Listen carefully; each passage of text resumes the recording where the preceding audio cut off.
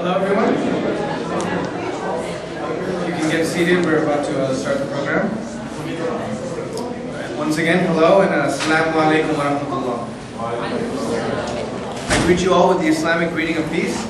May the peace and blessings of God be upon you, and may the peace and blessings of God be upon the Prophet Muhammad. My name is Razwan Kabir and I will be your moderator tonight. I hope everyone is doing well this evening and I thank you all for coming out to the event. Before we begin today's event, we will begin with some verses from the Muslim holy book, the Quran.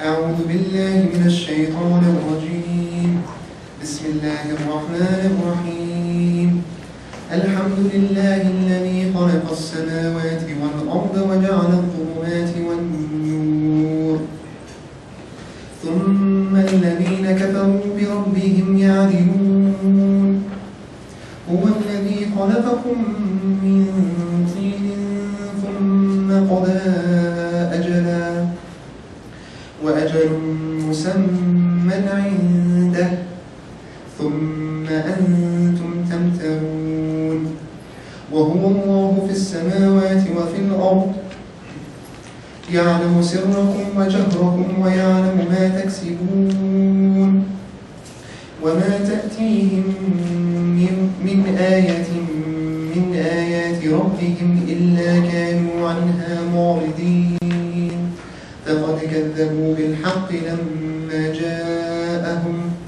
فسوف يأتيهم أنباء ما كانوا به يستهزئون.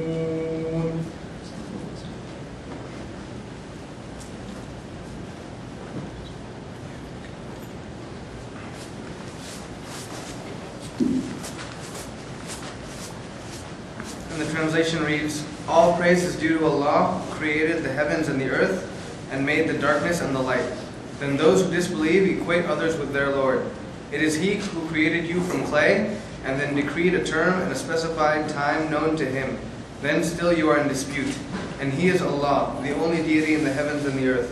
He knows what you keep secret and what you make public, and He knows of all your actions. And no sign comes to them from the signs of their Lord, except that they turn away therefrom. For they had denied the truth when it came to them, but there is going to reach them the news of what they used to ridicule.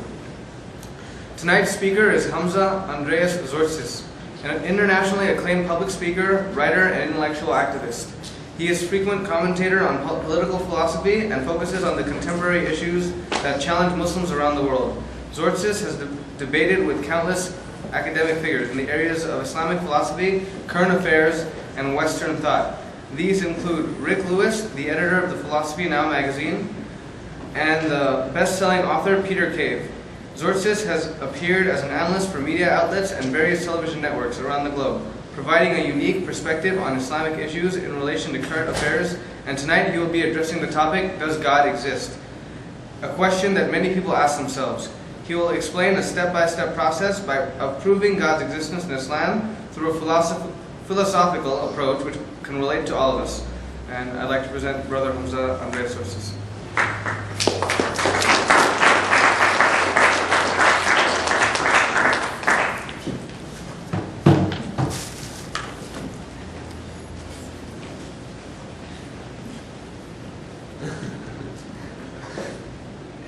Brothers and sisters, ladies and gentlemen, I greet you with the Islamic greetings of peace. Assalamu alaikum wa rahmatullahi wa barakatuh. Today's topic is a very important topic because it forms the entire basis of religious worldview.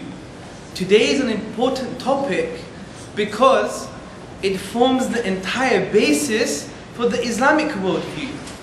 How Muslims see things, how people of religion view things. Why do Muslims pray 5 times a day? Why do Muslims do the things that they do? And one of the main reasons for the Muslim, since Islam, its essence is the submission to the will of a transcendental God, and thereby we attain tranquility and peace. The essence of this is because God said so. a very simple but frank and honest truth. That the reason we do things is because God said so. How can you argue with that? The only thing that we have to question now is, does God actually exist? Now we're living in a very interesting environment. We're living in what I would call the neo-atheist environment. What do I mean by neo-atheism? Neo-atheism is the contemporary movement that seeks to intellectually dismantle religious ideologies and the concept of a God.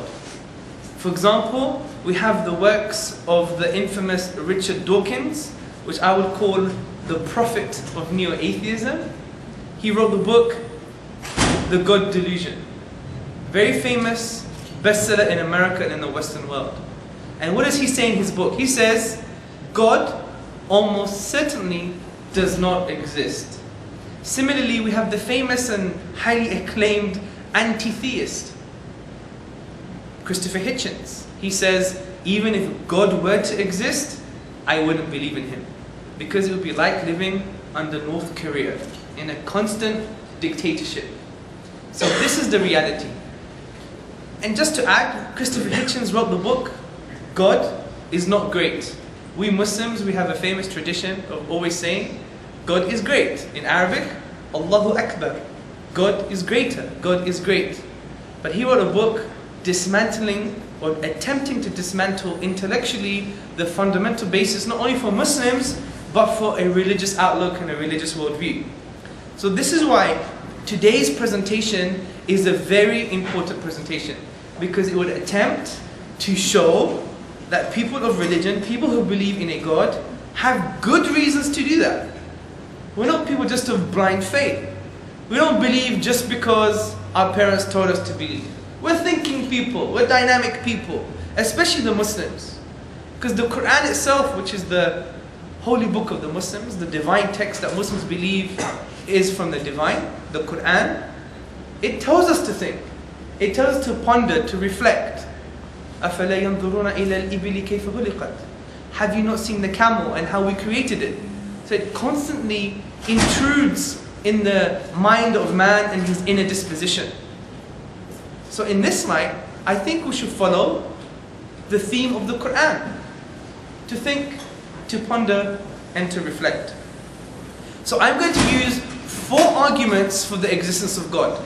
The first argument is that God makes sense of the origins of the universe. The second argument is that God makes sense of the existence of objective morals. The third argument is that God makes sense of the inimitability of the Quran. And my final argument, the fourth argument, is that God makes sense of the fine-tuning of the universe to permit life. Now, brothers and sisters and friends, I'm going to start with the first argument. And the first argument is that God makes sense of the origins of the universe. Now, we have all asked the questions, where did the universe come from? Why does everything exist rather than nothing? In this light, the famous German polymath, Gottfried Wilhelm Leibniz, he wrote in his essay, The Principles of Nature and Grace Based on Reason. He says, the first question which should rightly be asked is this: why is there something rather than nothing? Now typically, atheists have said that the universe is just eternal without a cause. For example, the famous philosopher David Hume, in his publication Dialogues Concerning Natural Religion, he says, how can anything that exists from eternity have a cause? So the atheist tradition originally was that the universe is just there and that is. However, is this rational? Is this a rational position? I would argue that it's not a rational position. Because if the universe did not have a beginning, it's just eternal, then that would mean there is an infinite history of past events. Think about this. It would mean our history is forever. But can we have an infinite number